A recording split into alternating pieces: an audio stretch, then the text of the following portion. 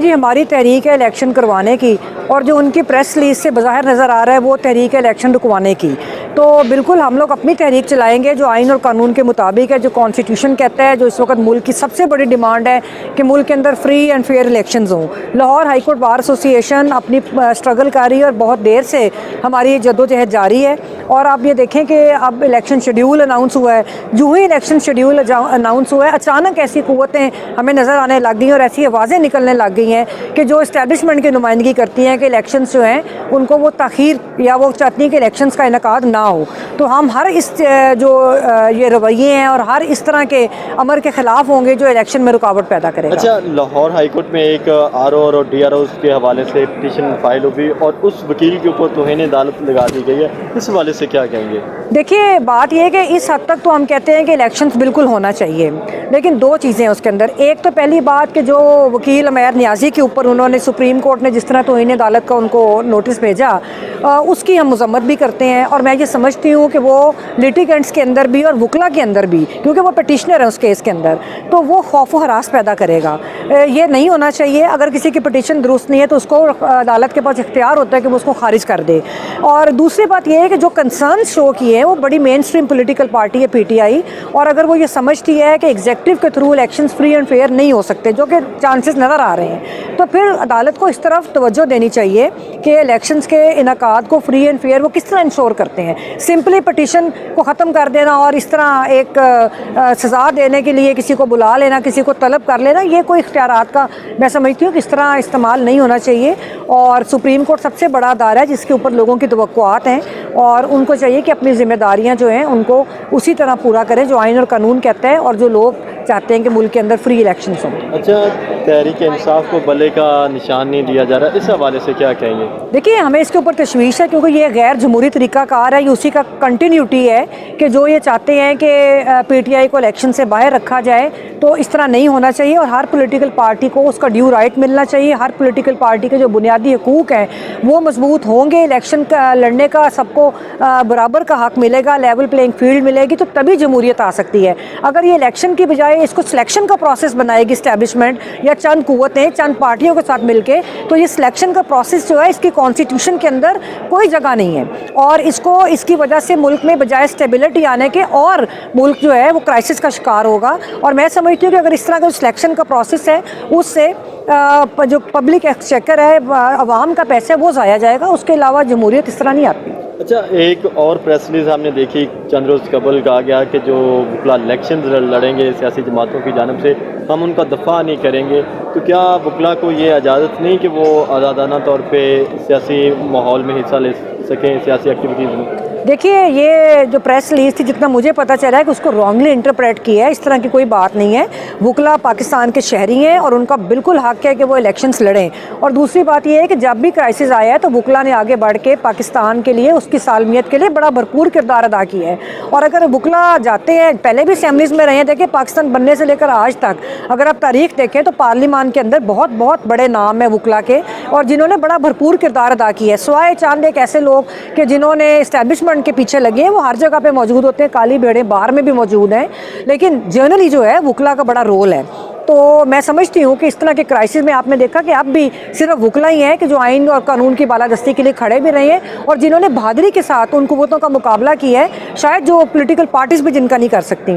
तो बिल्कुल पार्लियामान में आना चाहिए, और बार एसोसिएशन अगर किसी वकील की तरफ कोई उनके साथ कोई जुल्म होता है, कोई जबर होता है, हम उसके साथ खड़े होंगे। इसके अलावा जो सियासी वर्कर्स हैं उनका ताल्लुक किसी भी पार्टी के साथ हो, अगर उनके ऊपर रियासती जबर होता है हम उनके भी साथ खड़े। अच्छा, आखिर में ये बताइएगा कि तहरीक इंसाफ ये ख्वाहिश का इजहार कर रही है कि आप भी उनके टिकट पे इलेक्शन लड़ें, तो क्या आप लड़ेंगे इलेक्शन? देखिए जी, मैं इस वक्त बार की नुमाइंदा हूँ, बार को रिप्रेजेंट कर रही हूँ, और बुनियादी चीज़ एक जद्दोजहद है पाकिस्तान के अंदर जो सिविलियन सुपरमेसी की और आइन और कानून की बालादस्ती की। मैं अपनी जद्दोजहद को और तेज़ करूँगी। Thank you. इलेक्शंस नहीं लड़ेंगे? थैंक यू जी। चलो कल उमैर नियाज़ी के फादर से पेपर, जो रिटायर्ड जज भी हैं, उनसे पेपर नामजदगी छीनेंगे, उस पर क्या कहेंगे? देखिए वो इंतहाई काबिल मुज़म्मत है। उनके साथ साथ मैंने एक सोशल मीडिया पे वायरल वीडियो देखी है जो उस्मान डार्स की वालदा साहिबा की है।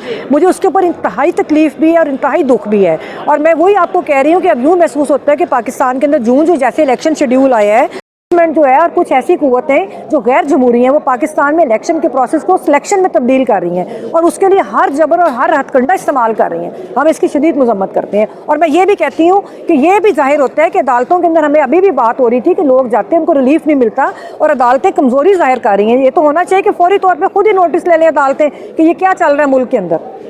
डिजिटल मीडिया को 2007 में जो एक स्ट्रॉन्ग जो मूवमेंट थी उस तरह की मूवमेंट वकला अब तक क्यों नहीं शुरू कर 7 महीने हो गए? देखिए बात ये है कि उस वक्त एक जो बराह रास्त वकला के ऊपर हमला था चीफ जस्टिस पाकिस्तान के साथ जो किया गया, मुशर्रफ दौर था, अमरीत थी वो, और वकला ने मुकाबला किया।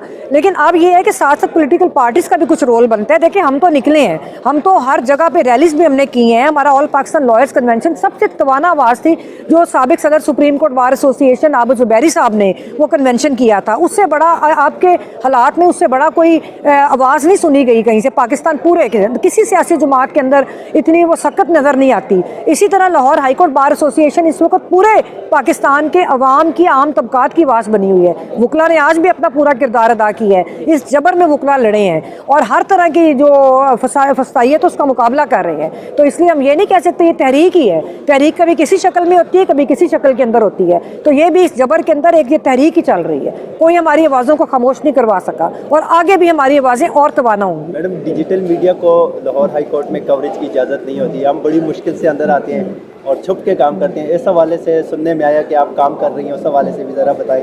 डिजिटल मीडिया को इजाज़त होनी चाहिए लाहौर? देखिए मैं एक चीज़ आपको रखूँ कि आप ये डिजिटल मीडिया है ना अभी जो हम बात कर रहे हैं और मेरा ख्याल है हम तकरीबन रोज़ ही बात करते हैं। हम बहुत मुश्किल तो से आते एक मिनट, लेकिन मुझे अब आप कह रहे हैं कि मुश्किल से आते हैं, उससे पहले देखिए बात ये है कि कुछ चीज़ों के ऊपर रिजर्वेशंस थी, बार की भी थी, और वो ये है कि कुछ चीज़ें रेगुलेट भी होनी चाहिए। कुछ रिस्पॉन्सिबिलिटीज़ दोनों तरफ हैं। मतलब हम ये चाहते हैं कि आज़ादी के साथ हर शख्स की, हर शहरी की आवाज़ जाए, लेकिन उसको प्रॉपरली रेगुलेट भी होना चाहिए।